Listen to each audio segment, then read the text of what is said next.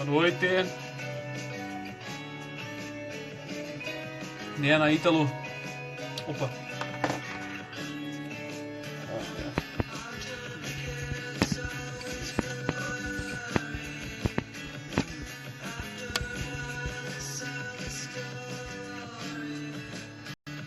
Boa noite, gente.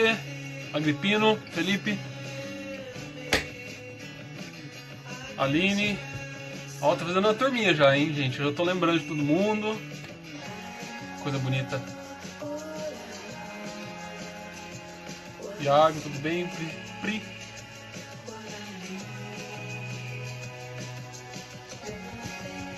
Kátia, tia. Parabéns, logo. Gente, a Kátia é mãe da Karen, minha grande amiga. Bom, gente, vamos entrando aí, mais um minutinho. Quando vocês ouvem essa música maravilhosa.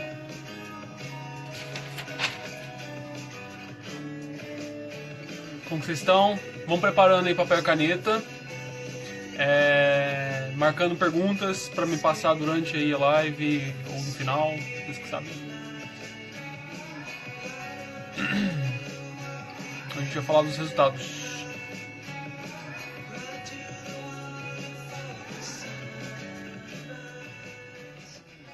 Bom, gente, vamos lá. Já deu 2 minutos. Eric, tudo bem? Leandro. Bom, gente, boa noite. Para quem não me conhece, meu nome é Thiago Vidotto. Se é a sua primeira vez aqui, essa live a gente vai falar sobre resultados de artigos científicos. Mas como eu sempre falo pro pessoal, pegue seu papel, pegue sua caneta, anote, faça perguntas qualquer momento que você precisar. Faça comentários, tire print quando eu tiver com o olho aberto. Para postar, se você fizer um resuminho, que eu adoro esses resuminhos, são muito legais. Raras pessoas fazem, mas se você tiver interessado, fique à vontade. E aí me marca, posta nos seus stories. E é isso aí, hoje a gente vai falar de resultados. Vocês podem ver que eu comecei a notar que as pessoas tendem a ter mais dificuldade com introdução e discussão, porque as lives que eu falei sobre introdução, ou falei mais dessa parte teórica, eram as mais populadas, eu tinha muito mais like, muito mais comentário nos posts. E de método resultado eu vi que as pessoas estão meio assim, é tranquilo. Só que tem muita coisa que acontece errado na sessão de resultado, gente, mas é muita mesmo, assim. Hoje mesmo a gente estava vendo os relatórios dos artigos que a gente trabalha, eu estava vendo os relatórios, e a sessão de resultados tem muitos erros, muitos, e geralmente é de estrutura. Assim, a linguagem, tudo bem, a linguagem é mais fácil porque você está reportando algo, mas a estrutura de parágrafo, transição, às vezes começa com uma coisa que é legal demais para estar no começo e termina com uma coisa meio broxa. Não sei se posso falar essa palavra. Um texto que caminha meio sem muito interesse por conta da estrutura básica de parágrafos mesmo dos resultados. Então, o que acontece? As pessoas acham que é muito simples fazer isso. Só que a gente vai falar de alguns problemas também hoje. E hoje vai ser uma das aulas que eu vou trazer mais conteúdo. Sorte de quem tá aí, viu? Porque eu vou falar de estrutura de parágrafo nomeando 2 grandes nomes que o autor que eu mais me inspiro, o Joshua Schimmel, traz no seu livro, Writing Science. E a gente vai falar de conceitos um pouco mais pesadinhos, assim. Isso eu nunca vi na minha vida sendo falado em outro lugar, tá, gente? Essas coisas que a gente conversa aqui, eu trago de literatura internacional para vocês. Tem, claro, pessoas que falam disso na academia, mas no Brasil eu nunca vi. Então aproveite, gente, aproveite, que eu estou trazendo um sumário daquele livro que é denso pra caramba. Vamos começar falando dos resultados. Primeiro eu quero falar dos 2 tipos de parágrafo que ele traz no livro dele. A gente tem nuances aí para diferenciar esses parágrafos. Não tem como eu mostrar um texto para vocês. Eu escrevi, na verdade, 2 exemplos de parágrafos, mas não tem como eu mostrar para vocês. Então vou ter que ler em algum momento. Mas vamos lá. Ele separa tipos de parágrafos em 3. Esses tipos de parágrafos podem ser usados em qualquer situação. Você pode usar na sua introdução, você pode usar no seu método, enfim. Mas a gente vai falar de resultado hoje, então vamos falar de resultado. Existe um tipo que chama LD, Lead Development. Lead Development. Esse tipo de parágrafo, ele tem um caráter mais jornalístico. É aquele tipo de parágrafo que você lê a bomba assim na primeira sentença e depois aquilo vai sendo explicado para você. Então é o headline, sabe? Aquela frase chamativa que traz toda a sua atenção. Você fala, meu Deus, esse parágrafo, tem alguma coisa muito louca aqui acontecendo e isso me chamou a atenção. Aí você lê aquela sentença e continua lendo, claro, o parágrafo para entender por que o autor afirmou aquilo naquela primeira sentença. Ou duas primeiras sentenças. Então vamos lá. LD, Lead Development. Lead é esse a gente chama de lead. Vamos falar de lead mesmo. Eu quero que vocês comecem a usar os termos em inglês. Vou parar de traduzir. Vocês têm que aprender. Lead é basicamente o termo mais a sentença mais chamativa, o highlight, aquilo que é importante que está sendo falado. Lead, então. Development, desenvolvimento. Então a gente tem o lead e o desenvolvimento. O lead vai ser aquela frase assim, ó. Tiago bebe 50 copos de água por dia. Aí embaixo vai ter assim. Por razões tais, Tiago bebe tantos copos de água por causa... Enfim, a gente vai explicando o que acontece. Em resultado, você pode fazer isso também. Você fala o primeiro resultado de primeira e vai explicar por que você vai fundamentar o seu resultado no resto do parágrafo. Então eu trouxe um exemplo aqui que eu inventei com o coronavírus, porque eu sei que está todo mundo falando do coronavírus. É fictício, tá? Eu não pesquisei isso aqui, eu não faço a menor ideia se faz sentido lógico, científico, tá? É um exemplo estrutural de texto. Então, vamos lá. Pacientes que fumam 3 ou mais cigarros por dia possuem maiores riscos de desenvolver complicações decorrentes de infecção com coronavírus. Isso é o lead. Pacientes que fumam 3 ou mais cigarros por dia possuem maiores riscos de desenvolver complicações decorrentes da infecção com o coronavírus. Bomba. Tá, entendi. Já peguei a mensagem. É isso que eu tenho que pegar, na verdade. O legal dos textos que são escritos nesse formato é que se você ler a primeira frase de todos os parágrafos, você entende o texto todo. Isso existe, tá? Eu sei que é um mistério para as pessoas. Não, Thiago, não é possível que isso exista. As pessoas pensam nisso, pensam. Elas pensam. Depois desse lead. Após analisar o perfil clínico de pacientes contaminados, observamos que o risco relativo de morte após infecção com coronavírus quando o paciente fuma é 70% maior. Aí tem a hazard ratio, que é uma análise, né, de estatística. Aí você põe o valor de P. No entanto, não observamos uma diferença para indivíduos com lesões pulmonares tipo câncer. Aí põe, entre parênteses, resultadinho. Beleza, esse é um exemplo. A gente traz o resultado e depois destrincha ele no final. Então, lead, desenvolvimento. Vocês estão pegando isso? Me fala aí se vocês estão pegando. Só que além do LD, a gente tem o LDR, que seria a mesma coisa que eu falei para vocês agora, só que com uma resolução.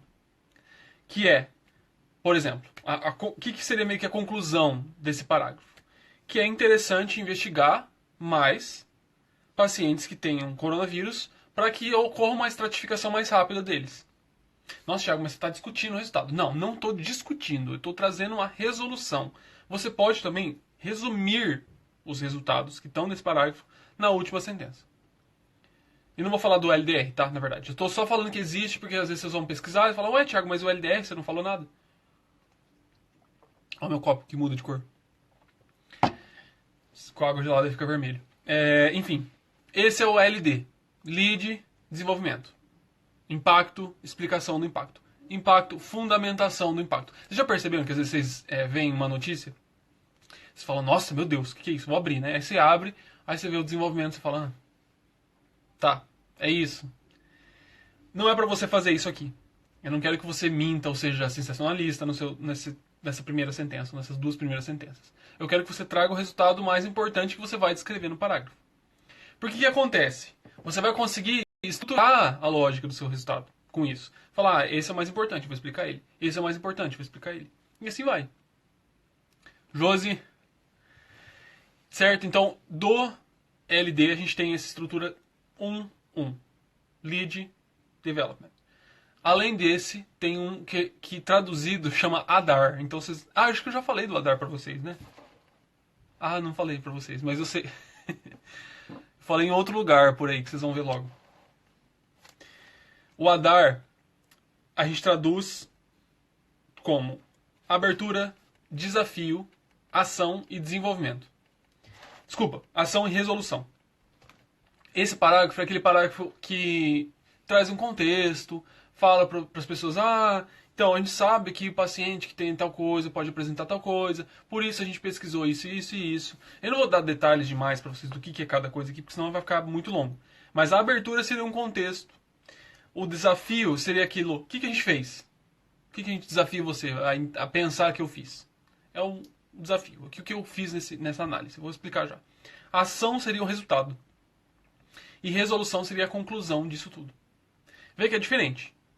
Geralmente, a maioria dos parágrafos são desse estilo, e vocês vão ver que todos os professores geralmente tendem a falar nesse estilo aqui, porque é o que é ensinado no Brasil.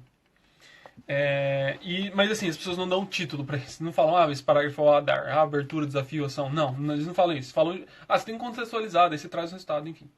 Vou ler para vocês um parágrafo fictício que eu inventei sobre isso. Fictício que eu inventei. Sabe-se que a contaminação por coronavírus pode impactar negativamente a sobrevida de pacientes. No entanto, ainda não se sabe se alterações clínicas ou de estilo de vida, como pressão alta e consumo de cigarro e câncer, podem afetar esses pacientes. Esse é o seu contexto. Ao investigar 500 pacientes infectados com coronavírus, estou lendo tudo errado, esse já é o nosso desafio. Ao investigar esses pacientes, a gente pode falar através do método X.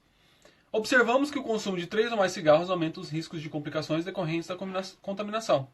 Aí põe um resultado estatístico entre parênteses. Esses resultados indicam que pacientes com tais características precisam ser tratados imediatamente, usando tal coisa. Ou você pode continuar para o próximo parágrafo assim. Já que a gente investigou que esses pacientes fumam 3 cigarros a mais por dia, tem tanto aumento de risco para morrer da doença, a gente quer saber quais componentes do cigarro ou qual é a idade mais específica para isso acontecer. Então você pode fazer isso também, ser a sua resolução. Você traz um apanhado do parágrafo e finaliza com a resolução. Vocês estão entendendo isso, gente? Isso é ouro. Ouro. A gente usa isso como filosofia da nossa empresa para trabalhar em textos. Se você não estiver anotando, olha. Enfim, falei desses 2 parágrafos aí, espero que vocês tenham entendido. Se não entenderam, manda aí. Mardemes, assim que fala? Mandem perguntas. Enfim, vamos falar agora de ordem de parágrafos. A gente tem um parágrafo. Vamos falar da ordem deles. Vocês leram o post de ontem? Que eu trouxe aquela diferença entre começar com um resultado mais importante e terminar com um resultado mais importante. Se vocês lembram daquele triângulo que eu inverti, você tem uma ideia de como você deve apresentar o seu resultado. Então, o que acontece? Primeiro a gente tem que pensar, esse resultado vai estar nesse trabalho ou não? Isso está tudo lá no post. Se o seu resultado tem relação com a sua hipótese, ele deve estar no seu artigo. Se ele às vezes não tem muito a ver com a sua hipótese, mas você fez, é importante porque o seu trabalho pode ir para a tese ou dissertação ou para o TCC, tá? Mas para artigo científico você só traz aquilo que corrobora com a sua hipótese ou não corrobora com a sua hipótese. Tem relação com o que você espera desse trabalho, correto? Então tá. Agora a gente tem uma coisa que eu falei no post de introdução, que eu não sei se todo mundo entendeu também, que se a gente está falando de um trabalho técnico, por exemplo, eu inventei esse copo que muda a cor. E eu quero testar para saber se ele muda a cor e qual que é a temperatura dele. Então é só sobre o copo que eu vou falar. Não é sobre o que está dentro do copo, por exemplo. É sobre o copo. A gente vai falar da estrutura dele, que ele muda de cor nele, inclusive. É sobre o copo, é sobre a técnica. A gente desenvolveu uma técnica para fazer análise de plantas, do solo. Essa técnica, então, provavelmente é o que desenvolve o seu trabalho. Se essa é a sua hipótese, o resultado disso deve ser na seção de resultados. A técnica funcionou, a técnica não funcionou. Então a validação disso tudo está no começo do resultado. Correto?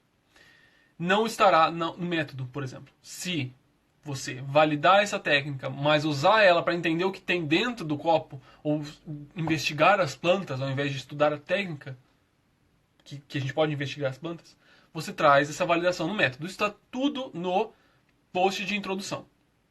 Só estou relembrando vocês. Beleza, primeiro parágrafo. Eu trouxe até uma lista aqui. Quem quiser anotar, anote aí. Vou ler, inclusive, porque tem muita coisa. Se você vai descrever pacientes, sujeitos, locais, coordenadas geográficas, indivíduos incluídos e excluídos, resultados básicos que você fala porcentagem. Tantos pacientes tinham tal coisa, outros não tinham tal coisa, tantos animais tinham coisa, tantos rios, tantas plantas, tantas equações, artigos científicos numa revisão sistemática. Tudo isso vai no primeiro parágrafo, porque é o básico, aquilo que você precisa entender para continuar lendo o texto. Falar, esse é um resultado de porcentagem, a gente sabe qual que é mais ou menos a estrutura do trabalho, o que caracteriza essa população de estudo, para então continuar isso tudo. Então, descrever a coorte, indivíduos, local de estudo, coordenadas, sujeitos, indivíduos incluídos, excluídos, resultados básicos para caracterizar seu grupo de estudo, número de artigos em uma revisão sistemática, quantos entraram, quantos saíram, isso tudo, gente. Quais as principais características dos artigos selecionados se você fez a revisão sistemática? O que eles têm em comum, o que eles não têm em comum, porcentagens, números. É isso. Caracterizou o seu trabalho. Disso, agora é fácil. Agora é muito fácil. Você traz um resultado que é menos importante, mas que tem relação com a sua hipótese. É o menos importante de todos, mas que geralmente é aquilo que é um fio condutor. Você fez aquilo, depois você fez aquilo, para depois fazer aquilo. Então, é esse próximo resultado. Pode ser o primeiro resultado da sua pesquisa, porque não é a caracterização, igual eu falei, mas é um resultado que tem a ver com a sua hipótese. Não é um resultado aleatório que você fala, eu fiz, vou pôr lá. Não, tem a relação com a sua pergunta. Terceiro parágrafo. Um resultado um pouco mais importante para o seu trabalho, que também tem relação com a hipótese. Quarto parágrafo. Vocês estão vendo que eu estou dando número, mas claro que isso muda, né? Um texto é orgânico quase. Quarto parágrafo, último parágrafo, por exemplo, você traz o resultado mais importante. O resultado mais importante deve estar no último parágrafo. O que acontece no trabalho que a gente trabalhou hoje? Trabalho que a gente revisou hoje.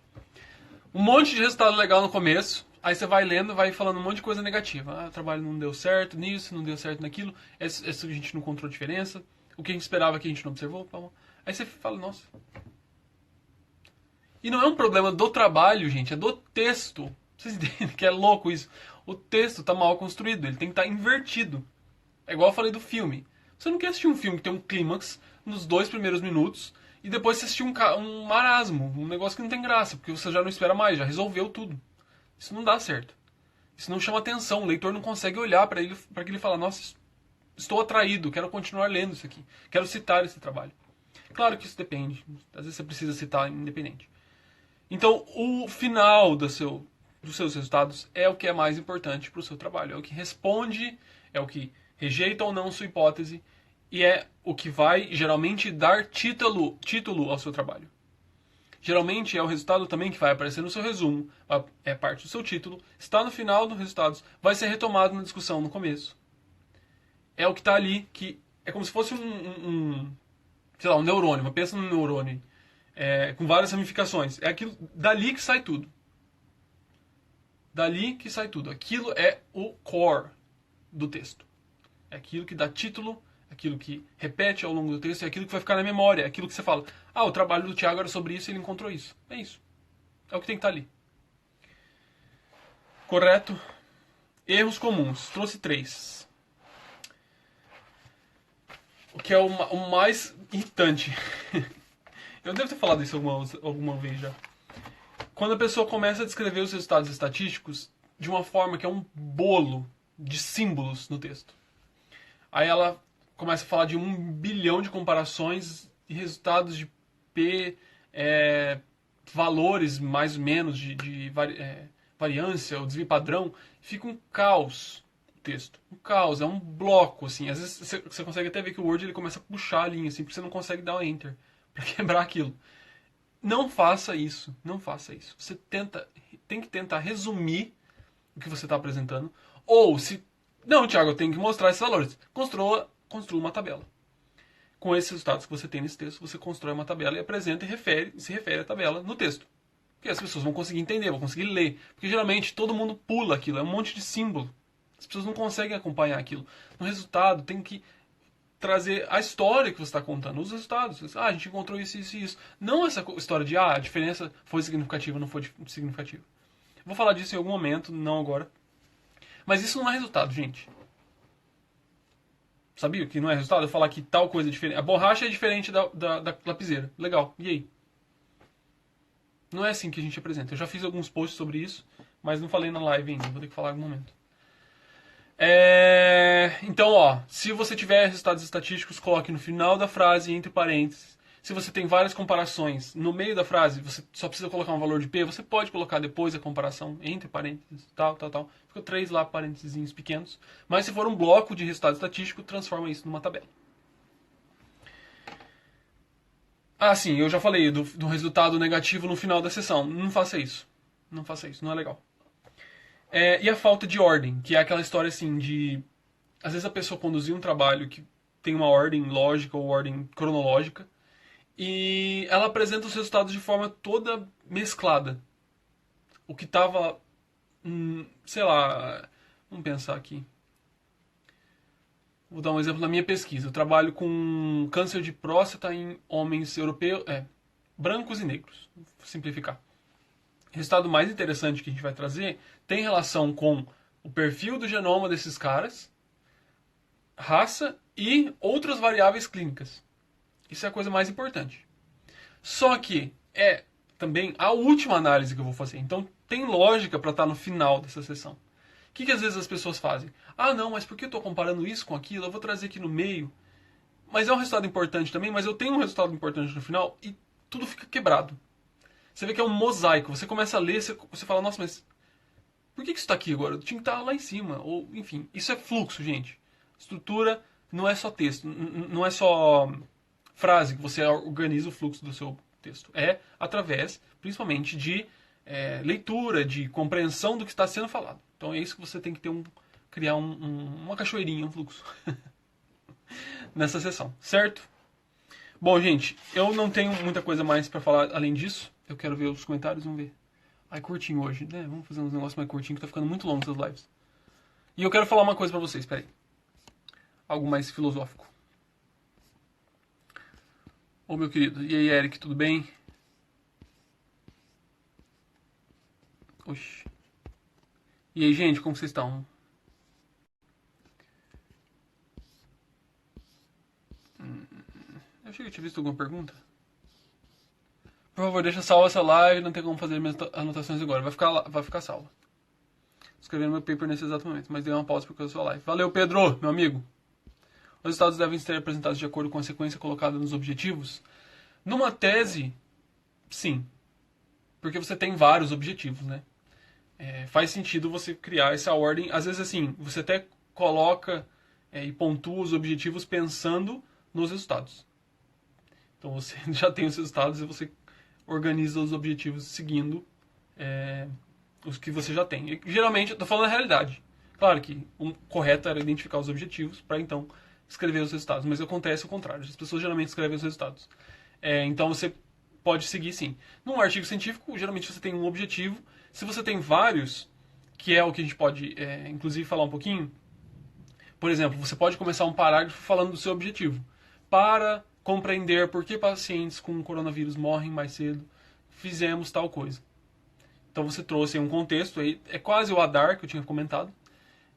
Mas ele trouxe um objetivo, um mini objetivo, que não é o principal do estudo, mas é um objetivo pequeno dentro do seu estudo. Então você pode fazer isso. Pelo amor de Deus, salva essa live, tô fazendo um experimento, não tô conseguindo. Flávia, vai ficar... Lives sempre vão ficar 24 horas. Ai, caramba. Obrigado pelas dicas, poderia compartilhar novamente o autor do livro. Joshua Schimmel. Eu posto nos stories, não vou esquecer. Outra coisa, gente, eu quero falar uma coisa séria com vocês. Eu tenho percebido que, às vezes, eu tô falando algumas coisas pra vocês e eu, realmente, isso vai ser meio que um desabafo, tá? Eu não quero nunca na minha vida que vocês estejam ouvindo o que eu tô falando, concordando, sem às vezes estar entendendo muito bem o que está sendo falado. Claro que isso pode ser minha culpa, porque eu posso estar falando de uma forma complicada, posso estar sendo meio distante de vocês, posso estar dando exemplos que não são tão aplicados à sua área, isso é normal. Mas eu preciso que vocês falem até pro exercício da carreira de vocês, tá? Tipo, Thiago, eu não tô entendendo isso.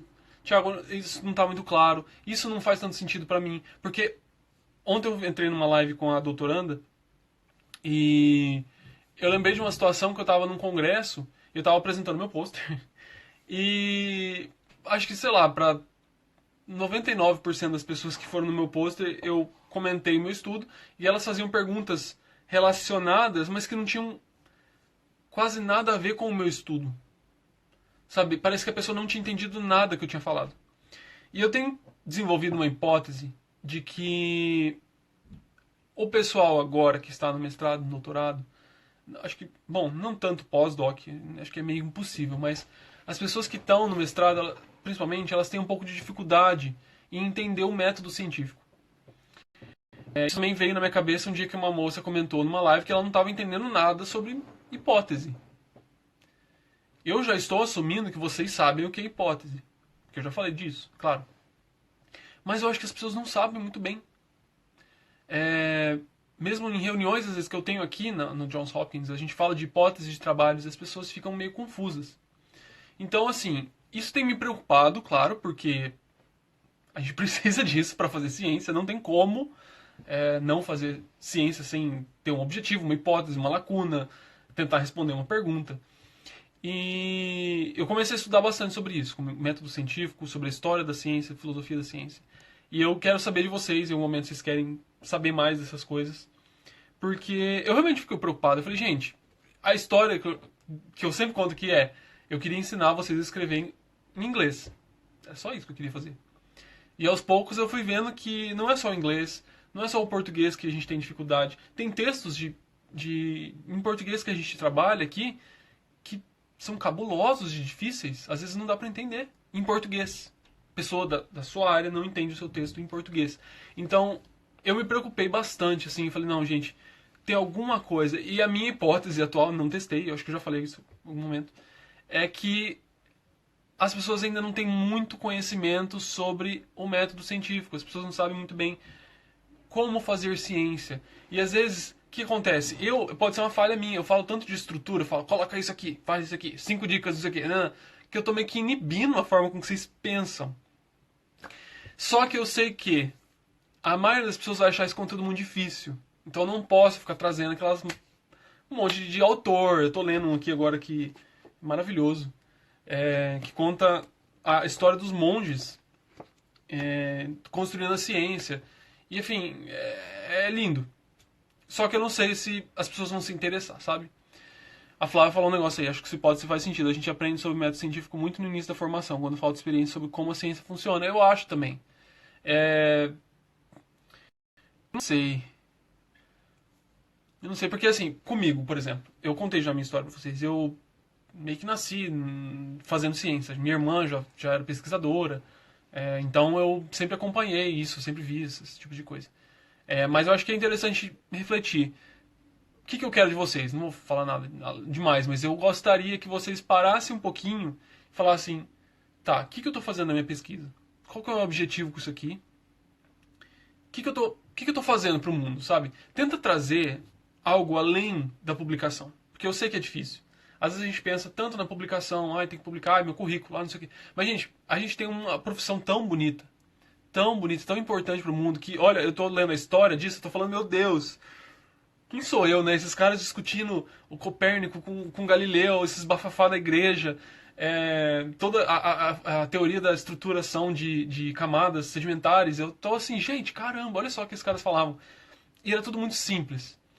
E hoje em dia a gente está meio que confundindo todos os fatores, claro, econômicos nesse processo, mas também técnicos, porque a gente tem umas técnicas cabulosas para fazer análises que a gente se distancia um pouco da pesquisa, eu acho. Então acho que a gente pode fazer essa reflexão. Eu tô falando disso hoje porque, sei lá, porque eu tô lendo esse livro e porque eu me preocupo com vocês. Eu não quero que o Brasil produza cientistas que às vezes estão confusos ainda em relação ao método científico, ao que pode se esperar, o que é uma hipótese. Porque, claro, às vezes você consegue passar no concurso, às vezes você é um professor, tudo bem, você sabe conteúdo técnico. Mas será que você pensa assim de forma clara? Você consegue explicar isso para outras pessoas e dizer, nossa, essa é a razão do que eu estou fazendo e eu amo o que eu estou fazendo, porque isso aqui vai ajudar as pessoas em algum momento. E até quando você faz isso, você começa a ver sua pesquisa de outra forma. Você faz com muito carinho, você faz com amor mesmo, porque você fala, meu Deus, isso aqui pode mudar muita coisa. Então, eu gostaria de que vocês refletissem sobre isso. Eu sei que é uma coisa meio pesada, meio abstrata, mas Enfim, é isso. Alguém fez uns comentários. E depois adquirimos esse conhecimento, a gente esquece de voltar a pensar sobre o básico, sobre os fundamentos. Exato. Então, ó, eu vou começar a produzir algumas coisas sobre isso. Em lives alternativas, porque essa live aqui tem que ser mais técnica, mais prática para vocês fazerem acontecer. Também não adianta nada eu ficar, gente, vamos refletir aqui sobre isso. Vocês vão ficar, não. Eu creio que a apresentação do método científico fica a desejar pelos cursos, além da filosofia relacionada à ciência. Então, eu estudei filosofia da ciência a faculdade inteira. Porque eu era o questionador, né? Então, eu li esses autores, eu discutia alguns deles com uns amigos, e eu fiz disciplina de filosofia da ciência, eu adorava essas coisas. Acho que vários acadêmicos ainda não sabem como formular uma hipótese e isso reflete na dificuldade que elas têm como testar isso. Exatamente. Quem que é você? Alan. Perfeito. Gente, olha o que o Alan falou. Exatamente. Se você não sabe definir o que é uma hipótese, como que você vai testar ela? E estatisticamente, exatamente, o que acontece? As pessoas começam a cruzar tudo com tudo. Aí a gente encontrou um resultado aqui. Vamos escrever isso. Enfim, tem vários fatores aí no meio. É muito informar usar a palavra once no resultado. No artigo compara dois resultados. Escreve uma frase. These results can be compared to the... Nesse caso, não fica muito legal, Thaís. Você pode usar, deixa eu pensar. These results can be compared to... Eu só colocaria to x. Sem esse the x once. Once você pode colocar, por exemplo, one can expect. Uma pessoa pode esperar. Isis, muito valiosa essa reflexão. Valeu, Isis. Por que não fazer uma live somente sobre esse ponto? Pode ser uma... Eu vou pensar. Eu vou, claro, estudar mais para falar de forma mais clara para vocês. Mas a gente pode marcar uma live, sim, em algum momento. Não nessa quinta, no horário da quinta, porque a quinta eu quero manter assim mais prático mesmo. Comecei a ajudar os amigos nas lives, percebo que a maioria tem dificuldade de entender por que está fazendo aquilo que estão fazendo. Exatamente. Então, as pessoas geralmente têm essa dificuldade de abstração. E eu quero resgatar isso em vocês. Olha, tem 23 pessoas aqui. Se vocês começarem a pensar sobre isso e falarem, nossa, Thiago, encontrei que eu tô com dúvida pra caramba nisso aqui. Às vezes você resolve um problema muito mais rápido, porque você vai diretamente no que precisa ser analisado. Você fala, tô com dificuldade em interpretar resultado. Eu não sei interpretar. Você fala, tá, mas por que você não sabe interpretar? Eu não posso falar, faça isso, faça aquilo, faça aquilo, faça aquilo. Como que você construiu o seu estudo? Como que você pensou nele? Então vamos fazer essa reflexão, gente. Tá bom. Vocês estão pedindo, eu vou fazer essa live em algum momento. Não tão cedo. Talvez mês que vem. Março, abril deve dar pra fazer. E bom, gente, é isso. Espero que vocês tenham gostado. Tudo que eu falei de resultado aqui hoje está no manual de treinamento de revisores e tradutores da WordAid, que eu treino essas pessoas. Ou o editor-chefe que a gente tem. Então, essas pessoas têm todo esse conhecimento que eu passei para vocês. Aproveitem. A gente cobra. Não é barato esse tipo de serviço, é caro. A gente cobra para fazer isso. Eu estou passando aqui para vocês como fazer. Então, aproveitem. Boa noite. Bom, já deu 34 minutos. Qualquer pergunta, mande na caixinha. Eu vou abrir uma hoje. E eu tenho que responder um monte. Gente, tá meio caótico aqui. Mas vai dar certo. Eu vou responder as perguntas agora. Abrir uma caixinha, manda lá. Me fala se você quer saber um pouquinho mais sobre essa reflexão. Eu penso muito nisso, mas eu não falo tanto porque eu acho que ninguém vai se interessar. Mas pelo visto vocês estão se interessando. Beijo, gente. Uma boa noite.